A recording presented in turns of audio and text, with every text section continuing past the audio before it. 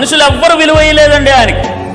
ఈరోజు కులంలో విలువేరు, మనకి సమాజంలో విలువేరు. నీకు బట్టలు లేవనో, బంగారం లేవనో, పొలాలు లేవనో, వయసు అయిపోయిందనో విలువను తీసేస్తూ ఉంటారు చాలా మంది. నేను ఒకటే మాట చెప్తున్నా, మనుషుల విలువ కోసం, మనుషుల దగ్గర మనస్తత్వాన్ని గెలవడం కోసం ప్రాకులాడమాక, విలువిచ్చే దేవుడి వైపు నువ్వు చూస్తా ఉండు, విలువ పెట్టి కొనిన దేవుని వైపు నువ్వు చూస్తా ఉండు. స్తోత్రం కలుగునుగా. దావీదండి, ఈ విలువ లేని మనుషులతో నాకెందుకులే గాని నా దేవుడు నా విలువను మారుస్తాడు, నా కోసం ఆయన సిలువను భరించాడని చెప్పి దేవుడి దగ్గరికి వెళ్ళినప్పుడు సింహాసనం మీద కూర్చోబెట్టాడండి. రాజుగా, మహారాజుగా కూర్చోబెట్టాడు. ఎవరికి అందనంత ఎత్తులో కూర్చోబెట్టాడు. దావీదు సింహాసనం అంటే అది మామూలు విషయం కాదు. రాజ్యాలన్నీ కూడా గడగడలాడాయి.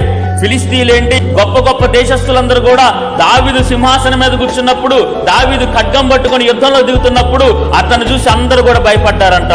నేనంటాను, విలువ ఇచ్చే దేవుడి దగ్గరికి వెళ్ళినప్పుడు దావీదు విలువ మారిపోయింది.